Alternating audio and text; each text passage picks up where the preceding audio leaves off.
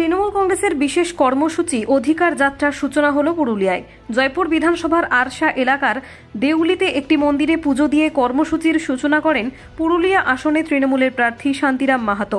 তার সঙ্গে জেলা তৃণমূল সভাপতি সৌমেন বেথরিয়া, রাজ্যের মন্ত্রী সন্ধ্যারানী টুডু, সভাধিপতি নিবেদিতা মাহাতো, বিধায়ক সুশান্ত মাহাতো, জেলা শ্রমিক সংগঠনের সভাপতি উজ্জ্বল কুমার, ঝালদা 2 পঞ্চায়েত সমিতির সভাপতি দীপক সিংহ, ওই ব্লক তৃণমূল সভাপতি চিত্তরঞ্জন মাহাতো, যুব নেতা দীনেশ মাহাতো প্রমুখ ছিলেন। এদিন সারাদিন ধরে ওই এলাকায় জমজমাট ছিল তৃণমূলের প্রচার অভিযানে। জয়পুর বাজারে পথসভা শেষে কোটশিলা এবং দঙ্গলে মিছিল হয়। এই কর্মসূচির মধ্যে ঝালদা 2 ব্লকের টাটুয়ারা অঞ্চলে কংগ্রেসের একজন পঞ্চায়েত সদস্য তৃণমূলে যোগ দেন।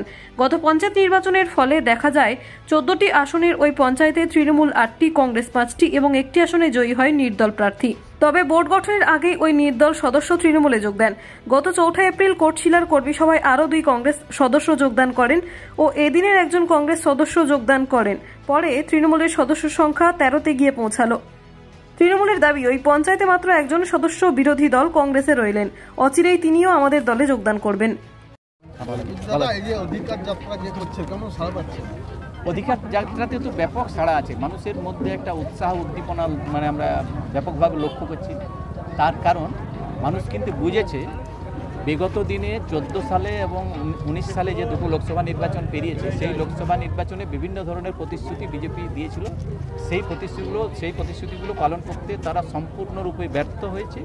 উপরন্তু মানুষ বুঝেছে যে বাংলার প্রতি যে বঞ্চনা চলছে সেটা কিন্তু আজকে মানুষ সচক্ষে দেখতে পাচ্ছে এবং সেটা কিন্তু মানুষের মনে একটা দাগ কেটেছে। তার কারণ এইভাবে বাংলার প্রতি বঞ্চনা কিন্তু আমরা মেনে নেব না। সেই জন্য গ্রামে যখনই আমরা যাচ্ছি মানুষ কিন্তু আমাদের পাশে আসছে এবং আমাদের পাশে এসে বলছে আমরা 100 দিনের কাজের টাকা অনেক দিন ধরে আটকে ছিল, সেটা পাইনি।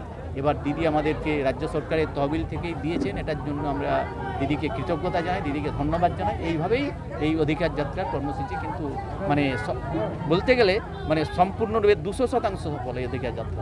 আপনি তো আজকে বিভিন্ন গ্রামে গ্রামে ঘুরলেন এবং প্রচার সারলেন, কেমন সাড়া পাচ্ছেন? সাড়া তো ব্যাপক আছে, ব্যাপক মানুষ ঘর থেকে বেরিয়ে এসে আমাকে অভিবাদন জানাচ্ছে। ঘর থেকে বেরিয়ে এসে কেউ সম্বর্ধনা দিচ্ছে, কেউ ফুলের মালা পরিয়ে আমাকে অভিবাদন জানাচ্ছে, বরণ করছে। জয়পুর বিধানসভা তো আগেরবার বিজেপি এবার কতটা লাভ পাবেন? এবারে দেখুন, বিজেপিকে মানুষ প্রত্যাখ্যান করেছে, বিজেপিকে মানুষ পঞ্চায়েত নির্বাচনে দেখা গেছে প্রত্যাখ্যান করেছে। এবারে তো বিজেপিকে এখান থেকে ধুয়ে মুছে সাফ হয়ে যাবে, ব্যুরো রিপোর্ট, বেঙ্গল ভিউজ।